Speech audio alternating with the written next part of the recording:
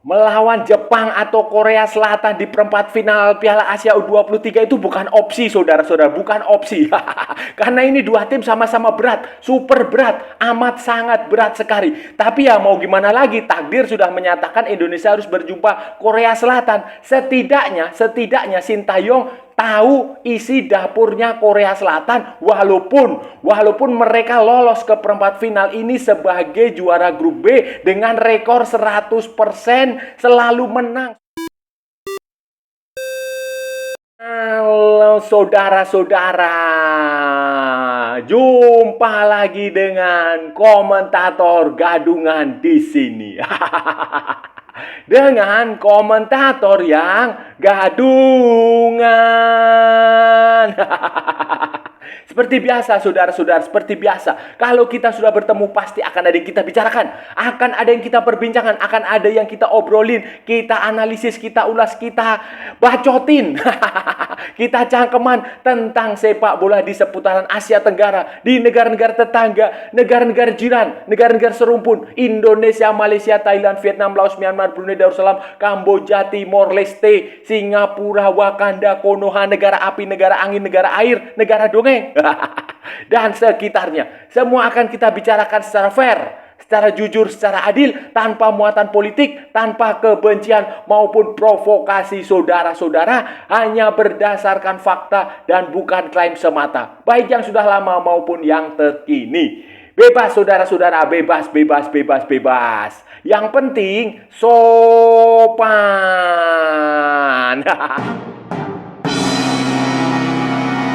Jadi begini saudara-saudara, pertandingan di grup B itu sudah resmi berakhir. Dan walaupun dua tim yang lolos ke perempat final itu sudah diketahui sejak matchday kedua, tetapi penentuan juara grup itu baru ada di pertandingan terakhir ketika Jepang menghadapi Korea Selatan, saudara-saudara, di Yassin bin Hamad Stadium di Doha, Qatar sana. Kemarin malam. Hari Senin malam, saudara. Dan hasilnya, saudara-saudara, Korea Selatan menang 1-0 melalui Kim Min Woo, pemain pengganti yang masuk di babak kedua dan kemudian mencetak gol kemenangan Korea Selatan di menit ke-75.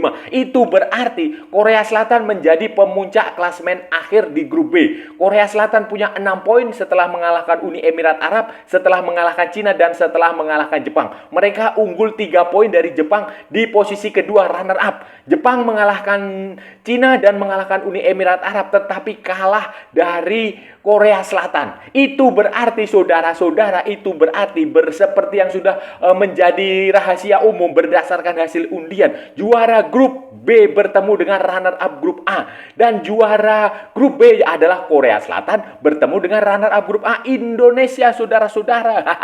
Ini bukan opsi, saudara-saudara. Baik Jepang maupun Korea Selatan itu bukan opsi. Tetapi ya, kenyataan seperti ini harus kita terima karena kita sudah lolos ke babak 8 besar. Dan yang menarik adalah ini akan menjadi pertandingan nostalgia. Ya, entah nostalgia atau nostalgila ya. Saya nggak tahu. Tetapi ini akan menjadi pertandingan memori untuk Sintayong. Nah, kita kan tahu semua. Sintayong dan asisten-asistennya semua itu, termasuk penerjemahnya, kecuali Nova Arianto. Semuanya berasal dari Korea Selatan. Jadi ini akan menjadi pertandingan ya, lawan kampung halaman sendirilah, lawan negara sendirilah, lawan tanah kelahiran sendirilah. Ya, ini akan menjadi perasaan yang emosional, bisa apa segala macam. Pokoknya nostalgia lah, memori Sintayong dan asisten-asistennya menghadapi kampung halaman lah.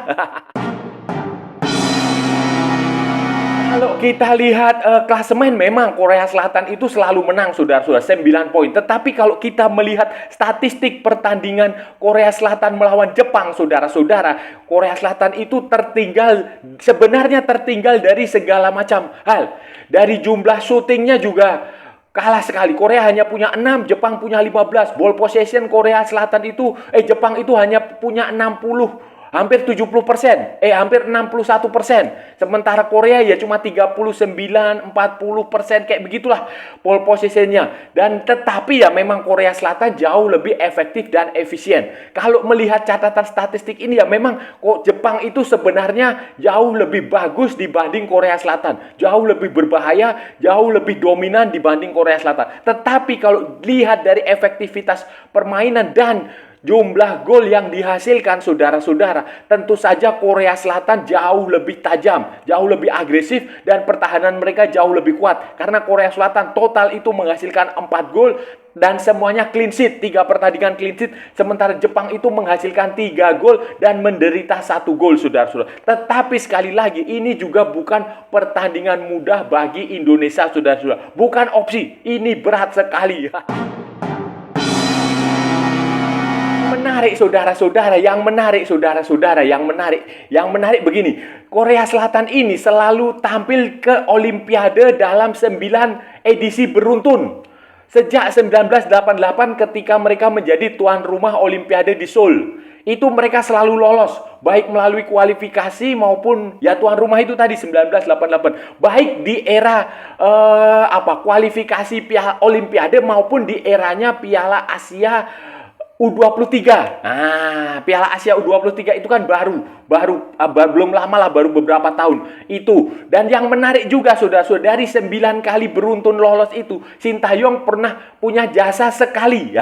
Punya jasa sekali meloloskan Korea Selatan ke Olimpiade. Dan itu tidak main-main, saudara-saudara. Waktu itu pada Piala Asia U23 tahun 2016 ini lebih aneh lagi, unik lagi, yang kebetulan juga diselenggarakan di Qatar, saudara-saudara. Diselenggarakan di Qatar 2016. Waktu itu Sintayong melatih tim nasional Korea Selatan U23 dan mereka mencapai final sebelum dikalahkan Jepang 2-3 kalau nggak salah, dikalahkan juga. Kemudian mereka lolos ke Olimpiade Rio de Janeiro di Brasil tahun 2016 dan hasilnya, saudara-saudara, lumayan, mereka mampu sampai di perempat final walaupun pada akhirnya dikalahkan oleh Honduras, wakil dari Amerika Utara, Tengah, dan Karibia. Dan waktu itu pemain-pemain Korea Selatan itu seperti Wang Hee-chan, pemain yang dikalahkan Evan Dimas di U19 tetapi kemudian karirnya melejit di Liga Premier Inggris, sementara Evan Dimas tenggelam.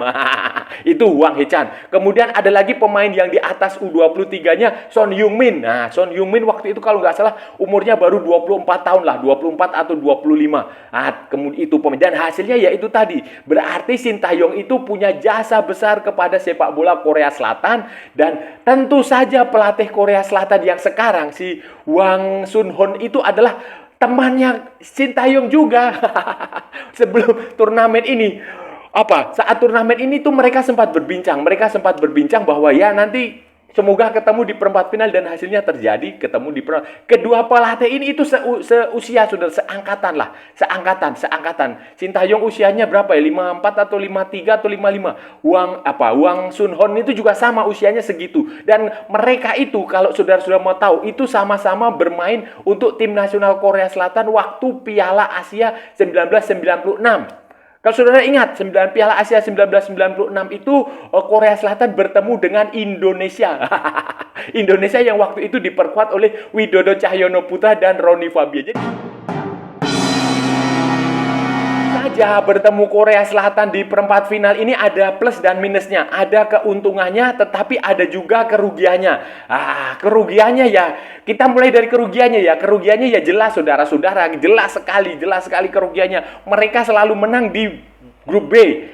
Clean sheet lagi, 3 pertandingan menang terus, 4 gol dihasilkan, tidak pernah kemasukan. Kemudian pemain-pemainnya juga luar biasa. Pemain-pemain Korea Selatan luar biasa, saudara-saudara. Mereka bagus, kemudian secara postur itu juga tinggi-tinggi. Dibandingkan Jepang, saudara-saudara, postur pemain Korea Selatan itu jauh lebih tinggi daripada pemain-pemain Jepang. Dan itu sangat tinggi lah, saudara-saudara. Sangat tinggi dibanding pemain-pemain Indonesia. Terus ya, mayoritas memang berasal dari Liga Korea, K-League 1 atau maupun K-League 2 maupun di level universitas. Tetapi ya, sejelek-jeleknya klub di Korea Selatan kan tentu saja masih lebih bagus daripada klub yang ada di Liga Indonesia, bukan? Itu keburukannya, poin negatifnya. Apalagi mereka sangat efektif, saudara-saudara, kalau bermain. Begitu dapat bola, mereka langsung mengalirkan, kemudian tanpa ragu disikat dan menjadi gol. Itu minornya berhadapan dengan Korea. Tetapi kelebihannya juga ada, saudara-saudara. Dengan bertemu Korea Selatan, otomatis Sintayong, kemudian semua asistennya itu sudah paham cara bermain Korea Selatan, sudah tahu isi dapurnya, sudah tahu isi kepalanya Hwang Sun Hong, siapa tadi? Hwang Sun Hong, bener, pelatihnya U23 Korea Selatan. Itu sudah pasti Sintayong sudah tahu pastilah, sudah hafal di luar kepala. Dia sudah tahu isi dapurnya. Dia sudah tahu pemain-pemain mana yang berbahaya, pemain-pemain mana yang harus diwaspadai, pemain kelebihan dan kekurangan pemain yang dimaksud, cara bermainnya itu seperti apa, itu sudah pasti Sintayong sudah hafal di luar kepala, sehingga ini akan sangat menguntungkan Indonesia. Menguntungkan sudah karena sudah pasti Sintayong akan merancang taktik, merancang strategi, merancang gameplaynya itu, cara bermainnya itu pasti saya berani bertaruh, itu pasti akan menyesuaikan dengan cara bermain Korea Selatan yang dia sudah paham. Ini enaknya saudara-saudara, ini enaknya, enak sekali. Ini dia sudah paham, jadi ya seperti bermain dengan teman sendirilah. Dia sudah tahu, itu dia nanti akan bagaimana, misalnya dia main begini, Sintayong sudah tahu kontra strateginya begini, pemain ini kelebihannya di sini, kelemahannya begini. Itu sudah pasti, dan dia sudah pasti tahu.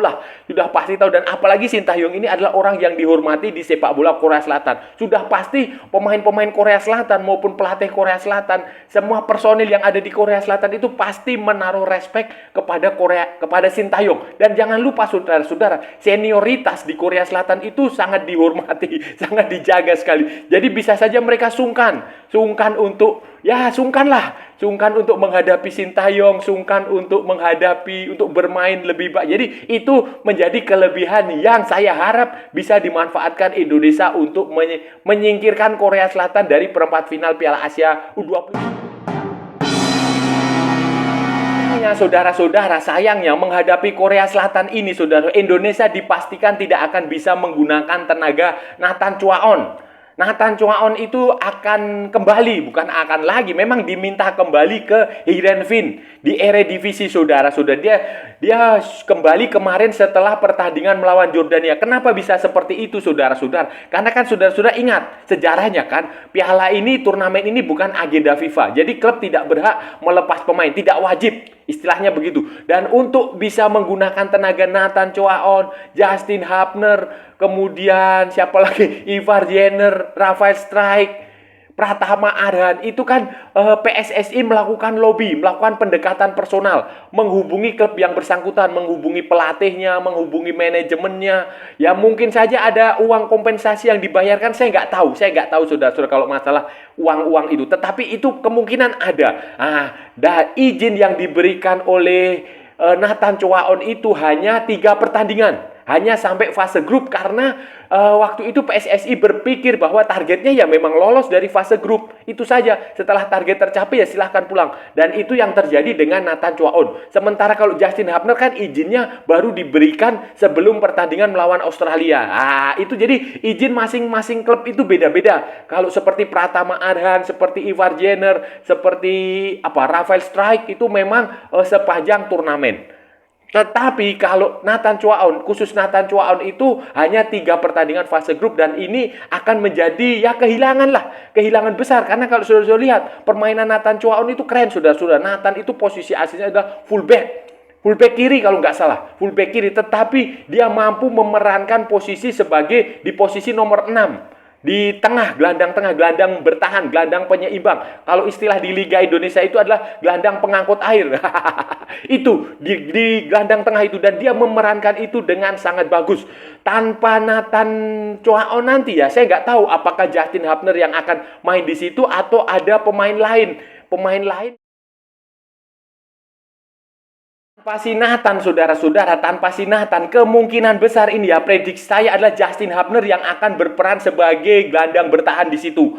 Kemungkinan besar Justin Hapner akan berduet dengan Ivar Jenner di tengah. Di gelandang tengah, 2 gelandang tengah itu kemungkinan akan berduet, entah formasinya 4-3-3 atau 3-4-3 atau 3-5-2. Tetapi kemungkinan sih 3-5-2 atau 3-4-3 dengan 3 back. Itu kemungkinan Justin Hapner akan ada di situ, akan mengisi posisi Nathan Chuaon. Sementara di belakang kembali akan dipercayakan kepada Komang, Rigdo, sama Ferrari.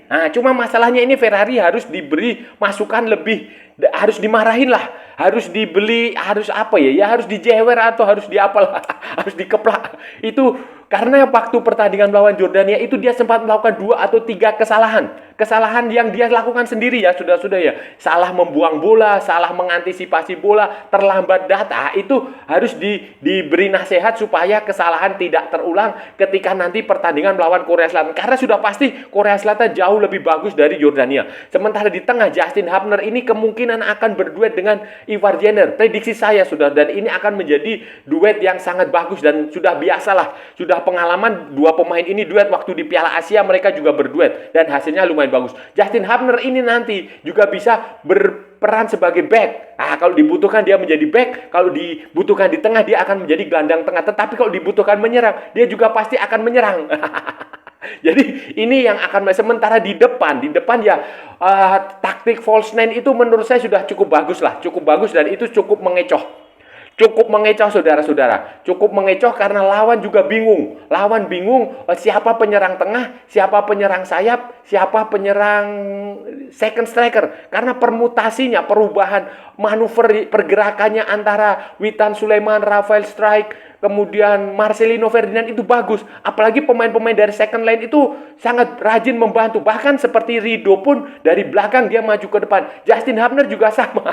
Jadi itu yang membuat cara bermain Indonesia nanti kemungkinan melawan Korea Selatan itu akan seperti